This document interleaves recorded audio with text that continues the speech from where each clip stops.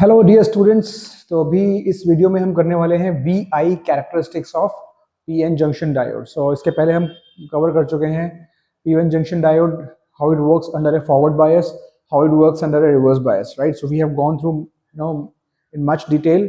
सो अभी last part इसका बचा हुआ है which is called V I graph और V I characteristics for a P N junction diode. तो इसमें ग्राफ के दो पार्ट हमको देखने हैं, एक तो towards the right hand side and towards the left hand side.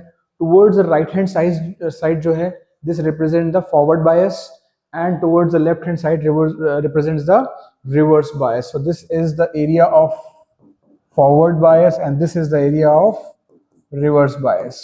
Okay, तो important चीज क्या है कि पहले forward bias देखते हैं। important चीज क्या है कि आप देख रहे हैं कि due until a certain value of the voltage there is almost zero or minimum current, right। आप देख रहे हो ये जो यहाँ पे जो करंट है ये मिली एम्पियर में है, लेकिन आप जब तक ये ग्राफ जो है वो सिलिकॉन डायोड के लिए बनाया गया है, ठीक है। तो आप 0.7 वोल्ट तक आपको प्रैक्टिकली जीरो करंट मिल रही है। So this voltage, right, this is called threshold voltage. This is the minimum forward bias voltage you have to supply so that the diode becomes conducting, right. इसके अगर threshold voltage इससे कम है, 0.7 से कम है, there will be zero current. You can assume it as a very minimal current which is taken as zero. एक बार CBSE board में अभी 2023-24 में रिसेंटली क्वेश्चन आया, उसमें फॉरवर्ड बायस वोल्टेज लगाया but that voltage was less than the threshold voltage और current पूछा गया था। तो काफी बच्चों ने गलत कर दिया क्योंकि उन्होंने उसको कैलकुलेट करके कुछ वैल्यू निकाल दी जबकि आंसर था जीरो। क्यों? क्योंकि जो फॉरवर्ड बायस वोल्टेज था वो थ्रेशोल्ड वोल्टेज से कम था। तो ये ध्यान रखो कॉन्सेप्ट कि जब तक आपका forward bias voltage threshold voltage से कम होगा तब तक जीरो करंट है या मिनिमम करंट है। और उसके बाद आप देख रहे हो जैसे जैसे आप फॉरवर्ड बायस वोल्टेज बढ़ा रहे हो करंट जो है स्टेडली बढ़ता जा रहा है, ठीक है। तो इस रीजन का हम रेजिस्टेंस भी निकाल सकते हैं। अगर यहाँ का हमको रेजिस्टेंस निकालना हो तो हम delta V upon delta I करके निकाल सकते हैं। This is called dynamic resistance of a semiconductor और a PN junction diode.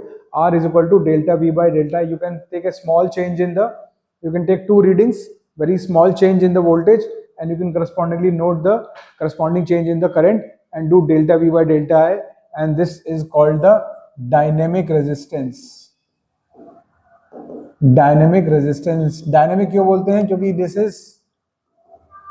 this keeps on changing, right? This keeps on changing, इसलिए इसको dynamic बोलते हैं। Changing with V and I, right? तो यहाँ को कांस्टेंट दिख रहा है बट नॉट नेसेसरली कि ये कांस्टेंट स्लोप वाला ग्राफ हो, कुछ अलग भी हो सकता है, इसलिए हम लोग इसको डायनेमिक रेजिस्टेंस बोलते हैं। तो ये बात हो गई फॉरवर्ड बायस की। और फॉरवर्ड बायस में दो इंपॉर्टेंट डेटा आपको पता होने चाहिए। सिलिकॉन पीएन जंक्शन डायोड का जो मिनिमम फॉरवर्ड बायस वोल्टेज है, थ्रेशोल्ड वोल्टेज, वो 0.7 वोल्ट होता है और जर्मेनियम के लिए यही 0.3 वोल्ट होता है। तो ये एक्चुअली एनसीईआरटी में यहाँ पे अप्रोक्सीमेटली 0.2 दिया है बट प्रैक्टिकली सब जगह कैलकुलेशन में यहाँ पे हम लोग 0.3 यूज करते हैं। अनलेस अंटिल आपको स्पेसिफाई किया गया हो वैल्यू, आप ये वैल्यूज एज्यूम कर सकते हैं। 0.7 volt for silicon, 0.3 volt for germanium. ध्यान रखनी है वैल्यूज, ठीक है। एक इसमें और चीज है, अगर वो बोलते हैं कि फॉरवर्ड बायस है आइडियल डायोड है, तो आइडियल डायोड में इन वैल्यूज को हम जीरो भी ले देते हैं, ठीक है। तो हम जब न्यूमेरिकल्स करेंगे तब आपको इसके बारे में एक्स्ट्रा कुछ इन्फॉर्मेशन दूंगा। अभी आप याद रखो ये थ्रेशोल्ड वोल्टेज की वैल्यूज, ठीक है। अब आते हैं रिवर्स बायस पे। तो रिवर्स बायस देखो, करंट यहाँ पे पहले तो माइक्रो एम्पियर में, यहाँ पे मिली एम्पियर में थी, ये माइक्रो एम्पियर में है। तो आपको ऐसा ना देख के लगे कि यार ये तो reverse bias is working more efficiently than forward bias, ऐसा कुछ नहीं। ये मिली एम्पियर की करंट है इसलिए ऑलमोस्ट आपको जीरो दिख रही है। ये माइक्रो एम्पियर की करंट है, मतलब ये 1000 से डिवाइड करी हुई है। अगर सेम स्केल पे ड्रॉ करेंगे तो ये वैल्यू 1000 से डिवाइड हो जाएगी। तो इसलिए आपको याद रखना है माइक्रो एम्पियर में क्यों की, बिकॉज रिवर्स बायस में करंट जो होती है इसी ऑर्डर की होती है, राइट। तो यहाँ पे माइक्रो एम्पियर है। आप देखो कि टिल रिवर्स बायस में कांस्टेंट ड्रिफ्ट करंट है, right, very minimum. It is not changing with the applied potential. So जो रिवर्स बायस पोटेंशियल आप जो चेंज कर रहे हो, रिवर्स बायस पोटेंशियल आप गाइज ये दिस इज V, राइट। तो ये रिवर्स बायस आप चेंज कर रहे हो, आप देख रहे हो इस रीजन तक there is no change in the current. और यही बात हमने की थी कि current under reverse bias is not dependent on the applied potential difference, it is rather dependent on the concentration of minority charge carrier on the either side, ठीक है, तो ये चीज हमको ग्राफ में भी दिख रही है, जो हमने थ्योरी पढ़ी थी वो ग्राफ में होती हुई दिख रही है। लेकिन एक पॉइंट आप देखो, ये पॉइंट, इस पॉइंट के बियॉन्ड क्या हो रहा है, कुछ अलग हो रहा है।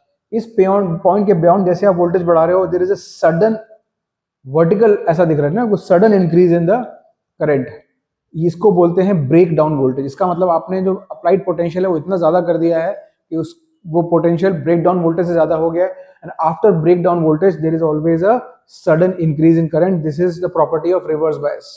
और इसको हम यूज भी करते हैं, जीनर डायोड, जिसमें कि वोल्टेज रेगुलेटर का एक अच्छा फंक्शन है उसका, वहां पे हम रिवर्स बायस में ही ऑपरेट करते हैं पीएन जंक्शन को, और beyond break down voltage operate करते हैं। तो ये ऐसा नहीं कि ये काम की चीज नहीं, ये भी बहुत काम की चीज है, लेकिन आपको याद रखना है कि beyond break down voltage almost current change हो रही है, तब भी पोटेंशियल जो है चेंज नहीं हो रहा है। इसको, इस ग्राफ को ऐसे देखो कि करंट हमारी चेंज हो रही है फॉर अ सेम पोटेंशियल, तो इसी प्रॉपर्टी का हम यूज करते हैं जीनर डायोड में। ठीक है, खैर, तो आप समझ गए ब्रेक डाउन वोल्टेज क्या है और थ्रेशोल्ड वोल्टेज क्या है और कैसे इसका ग्राफ दिखता है। एग्जामिनेशन पॉइंट ऑफ व्यू से आपको ये graph as it is draw करने के लिए भी आता है, राइट। तो आई रेकमेंड कि आप इस ग्राफ को एक बार एनसीईआरटी टेक्स्ट बुक से भी देखें, वहीं से मैंने लिया है इसको, आप उससे देखें और वैल्यूज भी थोड़ा सा आप ध्यान रखें। अच्छा रहेगा कि आप वैल्यूज के साथ थोड़ा सा इसको ड्रॉ कर पाएं, तो और ये वैल्यूज डेफिनेटली उस ग्राफ में बताएं आप, ठीक है। अब इसके करस्पॉन्डिंग जो सर्किट्स हैं वो भी यहाँ ड्रॉ किए हुए हैं। देखो यहाँ पे ये क्या है, ये वाला पार्ट फॉरवर्ड बायस का है, फॉरवर्ड बायस का है, एक वोल्ट मीटर लगाया हुआ और एक मिली एमीटर लगाया हुआ है। और यहाँ पे रिवर्स बायस का केस है, ये रिवर्स बायस का केस है, यहाँ पे वोल्ट मीटर लगाया हुआ है, एक माइक्रो एमीटर लगाया हुआ है यहाँ पे, और ये पीएन जंक्शन जो है रिवर्स बायस है, आप देख सकते हो, right, forward bias reverse bias. Okay, thank you very much guys.